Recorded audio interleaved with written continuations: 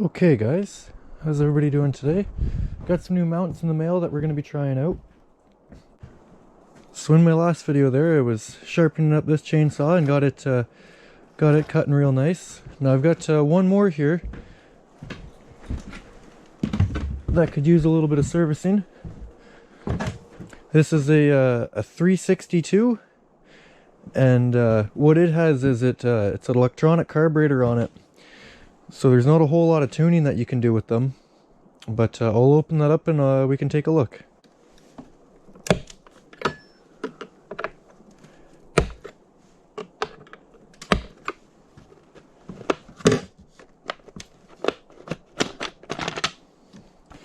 So as you can see, it's been a little while since I've cleaned up the air filter, but this one's different. There's no tuning for it.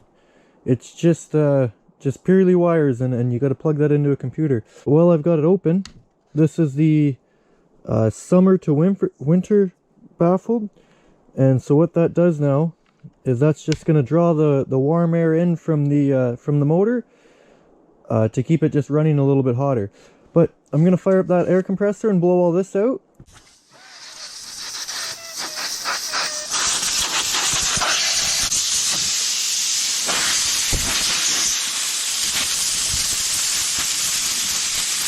Cover back on.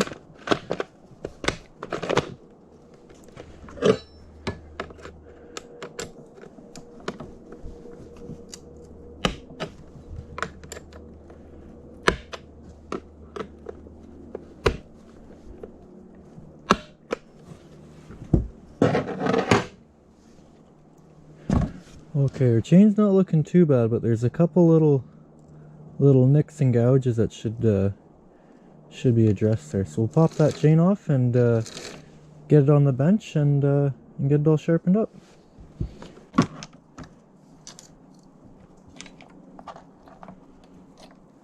Okay, we'll get that on the bench and give it a little once over.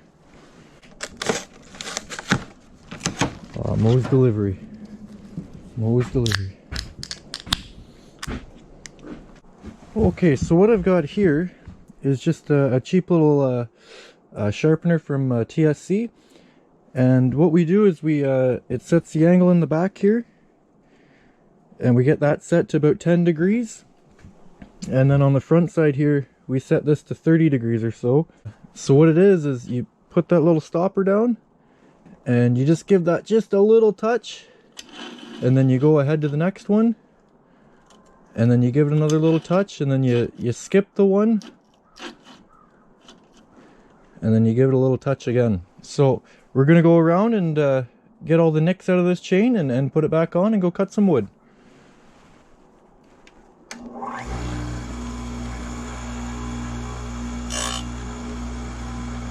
You just have to go a touch ahead there. Perfect. So as you can see there's two that go the same way. I like to start with those, and then you know when you've came all the way around.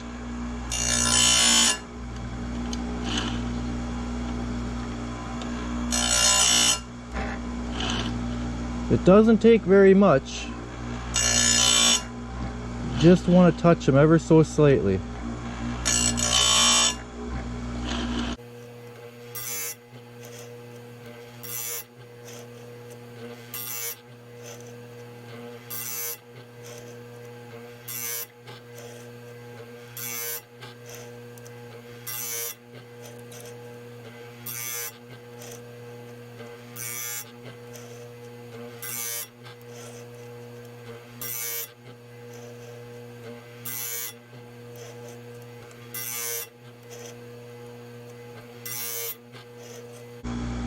Okay, so there are those two same teeth. I've been all the way around.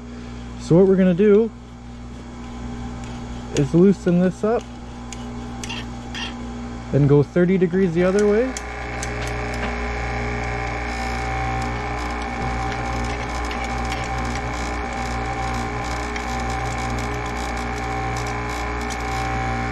And then get all the other side.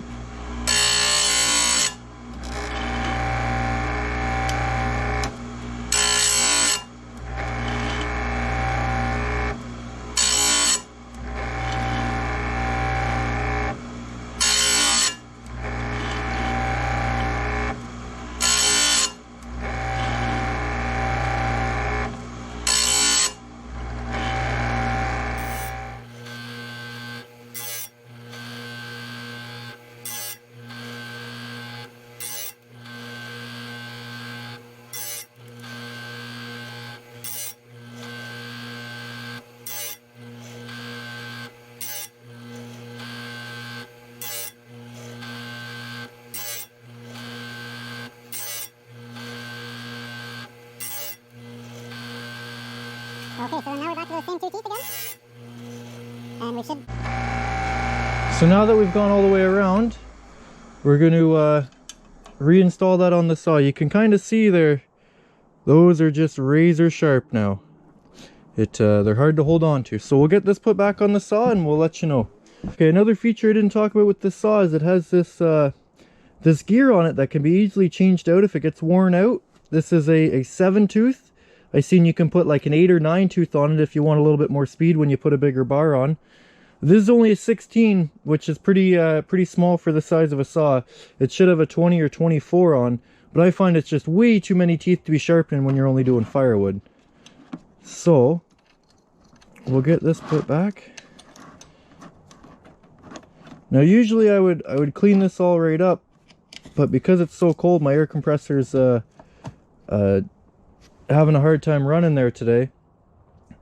So I'll have to bring that in the house tonight to warm up. So I'm just gonna run this just for today for a little bit, and I'll show you guys how it works. And then next time I have this off to sharpen, probably in 2 or 3 tanks of gas, we'll clean that all back up.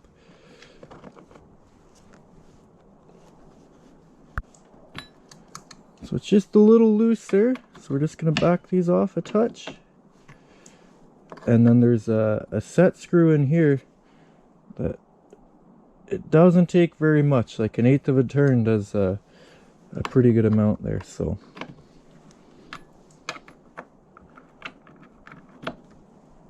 I do find over time they will stretch out a bit. Probably every 2 times that it's off, you have to just give it a little bit more. I think it's supposed to be 3 full teeth and about 9 teeth you're supposed to be able to see in total. And that looks to be pretty good. Every now and then I see guys flip over their bars to keep the wear on them evenly. You can see I haven't flipped this one over in a while, and I probably should.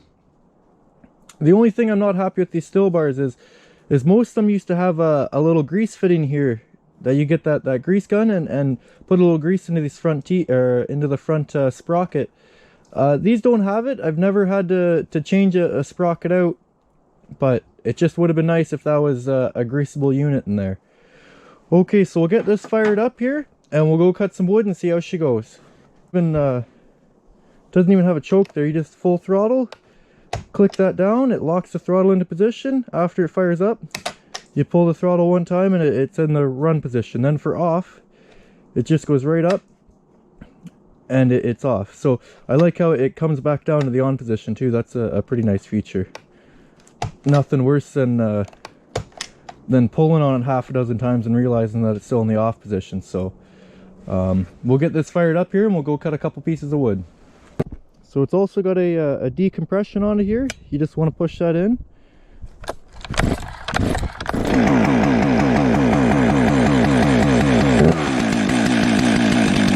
It's ready to go. We'll let that warm up and come back to it.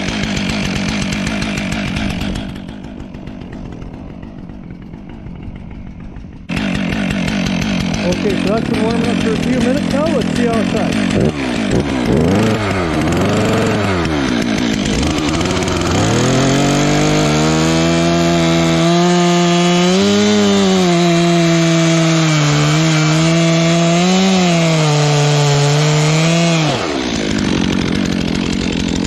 Nice big chips coming off of it. Little wavy. I might have one side uneven there, but I think that'll do just fine for what we're doing with it.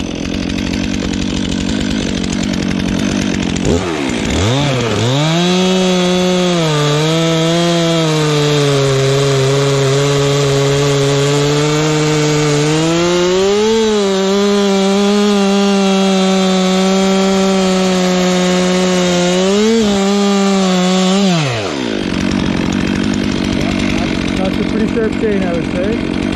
Okay, we're gonna get a bunch of firewood set up here and go back and have a fire.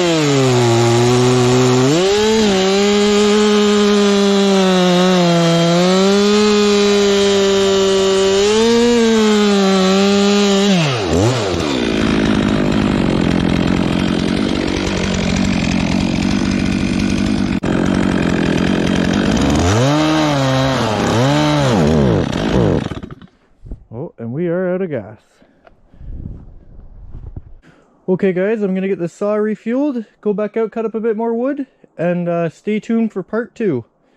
Thanks for watching.